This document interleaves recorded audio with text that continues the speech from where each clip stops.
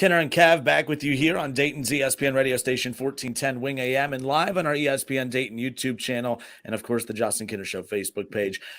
Selection Sunday coming up this Sunday, and there's a familiar face here in the group of three that you'll be watching on the Selection Sunday show, of course. One of my all-time favorites. We got Clark Kellogg hanging out with us. Clark, welcome in, sir. How are you today?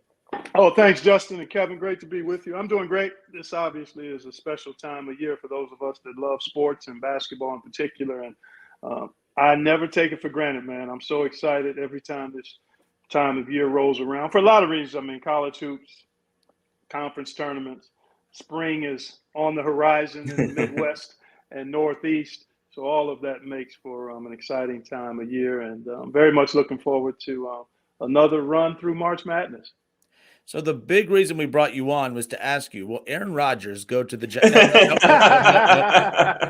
I've only been keeping track by the headlines. Obviously, I've got other work to do. I do catch some headlines, but I haven't dug deep, so I don't have an answer or an opinion on that one. No, but in all seriousness, so this college basketball season has just been, I feel like every year we say this where we're kind of moving away further and further from it always being the traditional blue bloods who are just dominating at the top. I mean, you look at the job that Houston has done, and I know Alabama's a bigger school, obviously, but they're a football school, so it's kind of weird seeing them dominate the way that they have. But I mean, where do you put your finger on as far as why we're seeing so many, maybe we're a broad scope of schools that are now kind of jumping into the fold as far as having more success against the big blue bloods, if you will?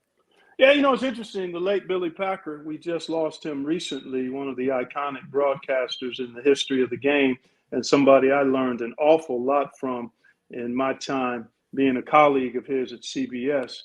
He was the broadcasting standard. He talked about things flattening out over time. Early departures to the NBA would be part of it. More good players spreading out, TV exposure. But I really think this situation we're seeing currently is a function of something that we hadn't really anticipated. A couple of things have really driven this flattening out of college basketball. The COVID pandemic, which obviously affected and distorted and disrupted all of our lives forever. There's no going back to pre-COVID completely. There are elements of pre-COVID we will return to, but some elements are gone in terms of how we view the world, how we operate in the world. And that's happened in college basketball. There's been an extension of a year of eligibility to the COVID year, and that continues until next year. That coupled with the transfer portal has allowed just about every team that's going to be in the tournament to have 2 or 3 guys that are 23 or older playing. Okay? That used to be an outlier. You didn't see 23 and 24-year-old guys on a regular basis across college basketball. That is commonplace now. The transfer portal is part of it. The COVID extra year of eligibility is another element of that. You got multiple 5- and 6-year college players, and some of those guys would have gone on to their next phase, but have developed into pretty good college players. Some of these mid-major guys that were only going to be average if they only played for 4 years have become good, all-conference type guys in year 5 or year 6, and those guys are spread out everywhere. As a matter of fact, I'm eager to see once we get all of the tournament teams in, I'm going to go and have our researchers go through and look at how many 22-year-old plus guys are on every roster in the rotation, because I think it's significant. And that's part of what you're seeing with the leveling out. You're still going to have outstanding young talent, freshman talent, but I think it's going to be less and less so. Some of those guys will elect to go elsewhere and move on to the NBA, and these older guys are going to continue to be part of how programs build themselves. And, the transfer portal is wide open, and it does add another layer of recruiting. And it doesn't just mean the blue bloods. It really opens it up for more teams, more programs to have access to good older players right away without having to sit out a year if you transfer. Kev, he said something interesting. Remind me to ask her about. We need a research. We need to get some research. Yeah, we're fortunate. We've got a great staff, man. I tell you, they do yeoman's work in terms of providing us with anything we need or ask for in regards to information and they are terrific. Our whole team is fantastic in that regard. So you talked about, some of the impact, obviously the transfer portal and some of the changes that we've seen. You talk about mid-majors. I work with Wright State University here. Scott Nagy does a fantastic job with the Raiders, but we've seen them be impacted negatively by the portal. Yeah. Grant Basile, honorable mention in the ACC, goes to Yep. Virginia Tech, killing it there. Tanner Holden, up and Yep. down season at Ohio State, but he earned the right to go to a bigger school to put his talents on notice there. But then you look at a school like Cleveland State, who they lose Dennis Gates, who goes and takes over at Missouri, he's killing it there. But then Cleveland State just 2 points away from getting back to the NCAA tournament, but they built their roster through the transfer portal. I know the transfer portal could be, killer to mid-major programs, but you also see examples like Cleveland State where it's very beneficial to mid-majors as well. Where do you fall as far as the mid-major mentality of how they should approach the portal? Because there's two examples right there of how it hurts, but also can help at the same time. Yeah, Justin, great point. And I think it does cut both ways. I mean, it really does. I like the fact that players have the freedom to move. I really do. I think that's a right that they should have, whether or not they have to sit out a year. I'm in favor of them one time being able to be immediately eligible to play. And clearly it's disruptive when you maybe recruit a kid that's under the radar at a mid-major level. He develops and then has aspirations and moves on. That's the landscape. It's not always fair, but you also can have, the transfers don't just go from mid-major up. They often go from power conference down. So it works both ways. And so it's a reality in this new landscape that all institutions, mid-majors and power conference squads, have to deal with. And so I think you just have to adjust how you build your roster. Some coaches have a plan and a strategy of selective high school players, but also being selective in the transfer portal. What kind of transfer are we going to take in terms of years of eligibility, fit for our culture, skill set? And I think that's how you have to look at it now, because it's not going back. So I just think you have to embrace it. For the power conference schools had to embrace one and dones. What was their philosophy going to be about recruiting one and done? Some embraced it completely. We're going to go after all the one and dones we can. Only a handful of programs can do that, your blue bloods. And then others said, we'll selectively look at potential one and dones. Others said, we're going to try to get guys maybe a notch below one and done and hope that we can develop them for 2 years. So there are a number of different ways. I think you just have to recognize the reality of the landscape and find a way to successfully navigate it based on your philosophy and your particular program.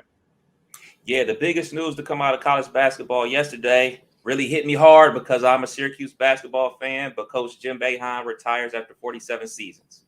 Yeah, amazing run that he had. I mean, we won't see coaches like that. Obviously, I'm too old to hang around for another 47 years, but I don't think we'll see many coaches go that length of time in one place.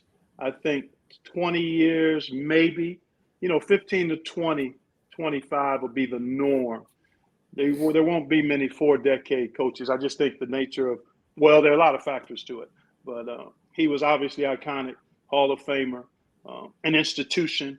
And I've always enjoyed anytime I've had a chance to broadcast games at Syracuse or talk to Coach Boeheim, because he has a very, very candid and clear take on the game, how it's played, and the players he's had always played with tremendous confidence and freedom.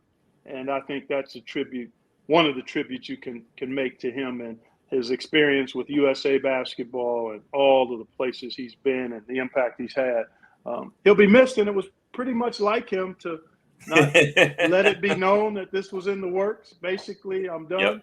Adrian Autry is the guy in the hot seat next. Coach Red. Yeah, Coach Red. And so there we go. But yeah, I was mildly surprised, but I knew it was on the horizon at some point, but clearly didn't expect it to be the news of yesterday. But good for him. He's had an unbelievable run. He seems to be in reasonably good health and can now step into whatever his next is. But another void in the coaching ranks to be filled, and I guarantee it will be filled.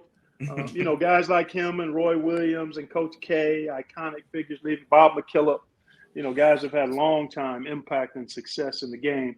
It's just part of the cycle of life, and I rejoice in him moving forward and what he represented in the game, and trust that he'll still be involved in the game to whatever degree he would want to be involved in it. You know, you mentioned like that being a cycle of life. Do we as fans make too much of it to say, oh man, these coaches don't like the new wave of the college basketball athlete or the one and done or the transfer portal? Or is this just simply these men are getting older and they want to retire just like everybody else? Kevin, I think it's a combination. I do tend to think we amplify things that don't necessarily need to be amplified when we're on the periphery and on the outside looking in at personal decisions. The nature of sports is such that we all weigh in. We have emotional attachment to it, and we have emotional attachment to the people who represent our team or our institution in the game. So I understand it, but I don't always think it's necessarily fair. And clearly, you can't dismiss the fact that the sand is shifting. Things are changing, and not all change is easily accepted. I don't think that's the driver for guys that have stepped aside recently. I think it's more of what you mentioned. There's a shelf life for all of us. In everything that we do, there is a shelf life. Other than being a parent. You're always a parent, no matter how old you are. But by and large, most everything else is going to have an end. Whether you're broadcasting, whether you're playing, whether you're a firefighter, a police officer, a school teacher, at some point it'll be time for you to move into something else and have somebody else step into your shoes. And that's the same with coaching. I mean, that's the reality. So those things may impact individuals, but I don't think it's fair to make a sweeping generalization that that's why at this time we've seen the folks that have left the game leave it. Clark, last time we had you on, you made sure to tell us that you're not in the hot take business. You said that's for guys like us. So I want to transition over to Ohio State. I'm here to tell you I'm a huge Chris Holtmann fan. And no doubt. We're talking about the Coach K's and obviously Boeheim's and Roy Williams. Yep. And you said, you don't see, where we're going to have a lot of 4-decade-long coaches, 4 10-year stretches of the same coach at the same program. A lot of it is just because of how impatient we are. Social media kind of plays a role in putting the pressure on boosters and athletic directors and programs like that. I'm a big-time Chris Holtmann fan. I do not think he has done a bad job at Ohio State, but it does feel like that seat is heating up. Maybe not so much from the athletics department side, but fans getting impatient. Got a big win last night. I know they had to hold on there towards the end, but do you believe it's fair for all of the chatter, if you will, of the job that Chris Holtmann has done? All he's done is taken the team to the tournament every year that he's been here. Not sure what else you can ask for. I know that people always want to strive for more, but I mean, if you're talking about what you wouldn't settle for, I don't think he's reached the floor as far as that's concerned. I think he's done a great job. Obviously not the season we want, but your thoughts on the performance of Chris Holtmann since taking over at Ohio State? I am so grateful that he's the coach of the Buckeyes for a multitude of reasons. He is a really terrific basketball coach, and he's a better guy and man and developer of young men. And he's building it the right way. Every coach has a season or two where it might not go as you had hoped. I think it's ridiculously unfair, but I understand the reality of our times. The amplification of things and the voice that social media platforms give to fans is significant. And they use it most of the time to whine and complain. That's most of what takes place there. There are tremendous positive comments, but by and large, the negative noise gets the most attention. But that said, Chris is doing a fantastic job. Look at the progress this team has made over the last 5 games. And for those of us that are watching can see, I mean, they could have tanked it. And they've been positive. They've improved. He's made some adjustments, some of it created because of the injury to Zed Key, but also some of it recognizing that he had to go a different direction in terms of how they were going to try to play to have some success, keeping his team engaged. And even last night, excellence for 25 minutes, superb performance at both ends, shaky for 15 minutes, and still held on to survive. That's growth, and you need that. Rain and sunshine is required for plant life to grow. And so it is for us. Rain and sunshine. We need the challenges of storms in addition to the successes in our journeys to grow. And sometimes you've got to go through hard, difficult, unexpected stuff in the game and in life. And Chris has handled that. He and his staff have handled that quite magnificently. And it's hard to see from a distance. I've been at practices recently when they were in the midst of this 9-game losing streak or 13, and they were working, they were engaged, they were learning, they were growing, and now they started to reap some of the fruits of that steadfastness in their labor. So again, the noise is the noise, the public is the public. We've got a guy at Ohio State in the head coaching position on the basketball team that is the right guy, and great success is just a few years. It's coming. It's coming because he's doing the right things. He's getting the right kind of players. And when you do that, there's a biblical principle that says you reap what you sow. When you sow good soil with good ingredients and good nutrients, it's not a matter of if, it's just a matter of when the fruit shows up, and it's on its way. I'm as confident as I am knowing that I'm 6'8" tall. Is it a foregone conclusion that Purdue's going to win the Big Ten tournament? Heck no! Heck no! Let's go! Heck no, man. Now they got a big boy. Yes, they do. But I tell you what, there is no guarantee. Maryland, Michigan State, Iowa, Ohio State. Who am I leaving out there? Indiana. I mean, this thing, we saw it last night. Both lower seeded teams won. Now, again, they're graped up. When you talk 11 through 14, there's not much separation. There's not much separation throughout the rest of the conference either, 1 through 10. That gap is tight. So anything can happen in the one and done crucible of a tournament. So I think it's going to continue to be somewhat wild and crazy in terms of who comes out on top. What's your perception of the Big Ten as far as, like, you know, a lot of people we get, I mean, Kev and I go back and forth, but obviously haven't won a championship since 2000 with Michigan State, but I feel like they always have the deepest conference, I mean, whatever you take about the most ranked teams, but just the quality of teams as well. But, you know, that you look at other conferences who continuously, you know, they have the team representing their conference, you know, hoisting up the national championship trophy. How do you decipher, you know, what do you get that a lot? Or the Big Ten's overrated? Oh, the Big Ten's, how do you combat that, if you will? Hey, it's good barbershop debate. And the reality is that there hasn't been a Big Ten national champion since Michigan State in 2000. That's the facts. There's no hiding that. There have been other teams that have gotten to the Final Four or the championship game that haven't won: Minnesota, Wisconsin, Indiana. So it is what it is. The quality of a conference isn't solely based on whether you have the champion. The quality is based on how many good teams are in the league, how many get to the NCAA tournament. You have to earn a right to get there. And then clearly there's some judgment on how you perform in the tournament. But once you get to the tournament, I think you represent more your institution than the league. There's no league winning the winning the championship. There's a team that represents a league that plays it, but the teams win. And the best teams have come from other places, and the champion teams. And you can be a really good team and not win the championship. So that's how I look at it. And clearly other folks can, disagree with that. But at some point, there'll be a team from the Big Ten that'll win it. You got to be a little lucky. I love this quote that Shaka Smart shared with me a few years ago. He said, the tournament can make really good teams look mediocre, and it can make mediocre teams look like stars. That's the reality. UCLA barely got into the tournament a few years ago. Mm-hmm.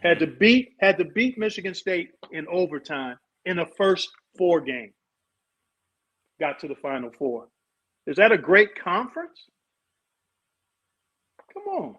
Is that a great conference? They got hot. They got hot. Time. A one and done crucible of the tournament is part of the magic sauce that makes it so special. So again, I have a little bit of an issue with people wanting to wave the conference banner so strongly and heavily when it's individual teams that happen to represent leagues that do the winning when it comes to championships. So that's my long-winded take on the matter. Clark, I did want to ask you about the Brandon Miller situation. Obviously, the things that he's dealing with off the court, but his on the court game, some say he's compared to Paul George, a former Indiana Pacer like yourself. So what's your thoughts about his off-the-court situation and his game? Well, first and foremost, a terribly disheartening and sobering tragedy, first and foremost. Gun violence leading to the loss of a young life far too soon. His involvement in that is troubling. And yet there's an element based on what's been shared and what's been revealed publicly that nothing illegal or a chargeable offense has occurred, and each of us are entitled to due process. Now, the public nature of his prowess on the basketball court, how Alabama has handled all of this, there have been a couple of missteps, things they probably would have maybe done a little differently, but it's a very delicate, difficult, challenging situation. And with the public eye on it, there's always going to be tremendous criticism and scrutiny. I think by and large, they've landed in a reasonably good place based on the legalities. The optics are one thing, the legalities are another. The handling of a situation is always nuanced and complex. There's no questioning about his ability in his game, and it actually is quite remarkable that he's been able to perform the way he has in the midst of what's transpired. Although I do know, as a former player, there is something to the sanctuary of the court, whether it's working through the loss of a loved one, whether it's working through the health issues of your mom or your dad, being with your team and playing the game that you're gifted to play and that you love playing can be a place of refuge in the midst of the storms that are going on outside.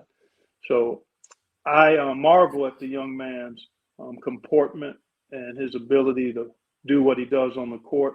And I'm hopeful that this will smooth out in time. I mean, we can't bring the life back, and that there's growth and learning that takes place for the benefit of all, and there's comfort for those who mourn the loss of a loved one. So that's my take. It's a really complex circumstance. Again, I'll leave it at that. I can't say much more, having not been up super close to it.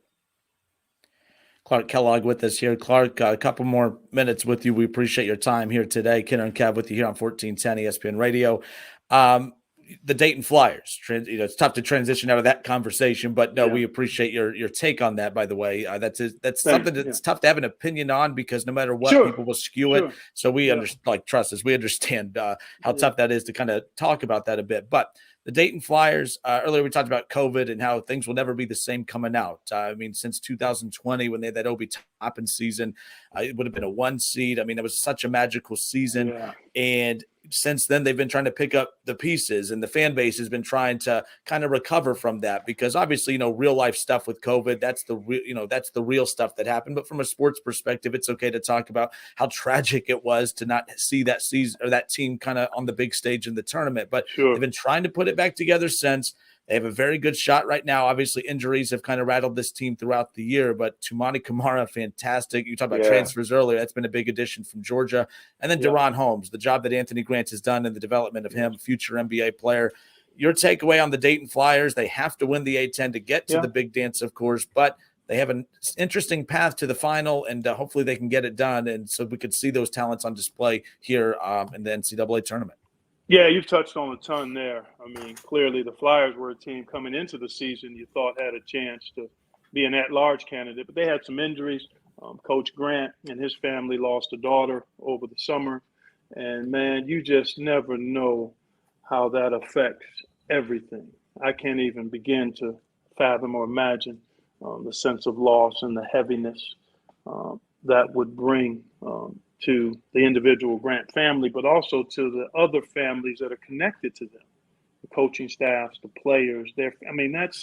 That's a real life heavy burden. And yet we do know life moves on and you step into your responsibilities and roles. And they've had some injuries to people, but the two guys you mentioned, Kamara and Holmes, have been fantastic. And they are capable of making a weekend run. And that's what it'll take for them to be able to get to the tournament. And they've got every capability of doing that.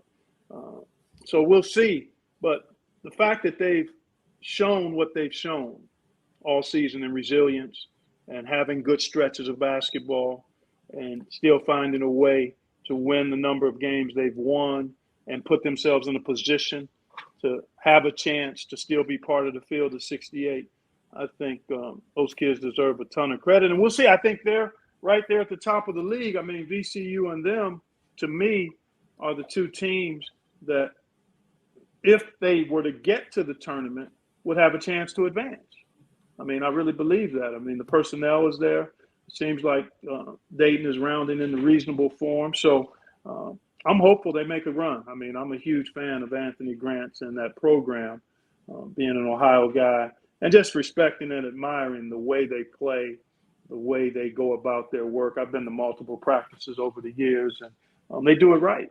And so I'm hopeful that they can make a run. They've got the ability to, and this is part of what makes March as mad as it is this time of year. 2:30 today, Buckeyes, Iowa. We getting it done or what? I think so. I mean, it's a comfortable matchup, Kevin. Even though they hammered us pretty good, revenge. Yeah. No, so and again, this is different. This is a one and done format. You win, you go on. You lose, you go home. The Buckeyes are playing much better. They're extremely confident. And I do think last night's scare, after playing so well, serves them well. I just think, going through, feeling the pressure of if you lose, it's over, and being able to find a way, despite missing free throws, despite turning it over, despite allowing offensive, finding ways to come up with key stops and still survive, that could buoy them to another level of outstanding play. And the style that Iowa plays is conducive to being able to play freely and up tempo. So I think that bodes well for the Buckeyes. But they're gonna have to earn it, because Iowa is legit now. They're not gonna sit back and let it happen. But I think the Buckeyes have a good chance, good momentum, good matchups. So I'm confident they'll be able to put forth a good showing and do enough to hopefully keep playing. Clark, on a personal note, one of my best friends growing up, his son just finished up his freshman year of playing basketball at St. Joe. So I just had to is that right? Yes, sir. Oh, cool. Yes, sir. Fellow Yes, Viking. sir. Yes, Fellow sir. Viking. Yeah, got a nice Vikings little three-point ball. Okay, nice. Yeah. Excellent. I'll keep an eye on them. Yes, sir. The madness gets officially underway again. Selection Sunday coming up. It's going to be an exciting time here in Ohio. Obviously, girls' state tournament tips off this weekend. Boys next weekend. Yeah. I mean, this is the best time of year. That's why when I reached out to you a couple weeks ago, Clark, it's my favorite time of year. We'd love to have you on, so we appreciate you taking time. Last thing on the way out, if you don't mind, Antoine Davis, 4 points shy of setting. Yeah.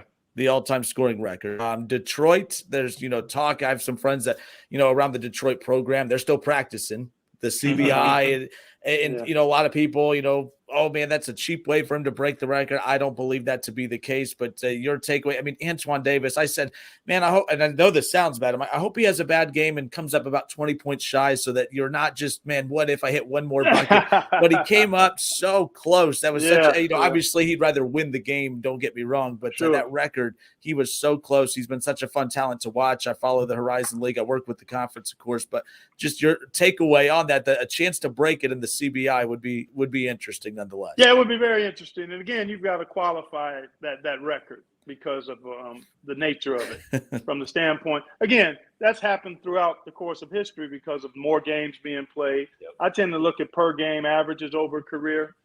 Volume is sometimes a function of just more games and not necessarily the same level of performance. And we know it wouldn't be comparable to what Pete Maravich did in his 3 years at LSU with the ridiculous numbers he put up minus the 3-point line. So, again, I think you look at it for what it is. It's a remarkable career accomplishment to get to the 3K number and beyond. Very few players have done that in the history of college basketball, whether it's been 3 or 4 years. And so I think you just weigh it as it is.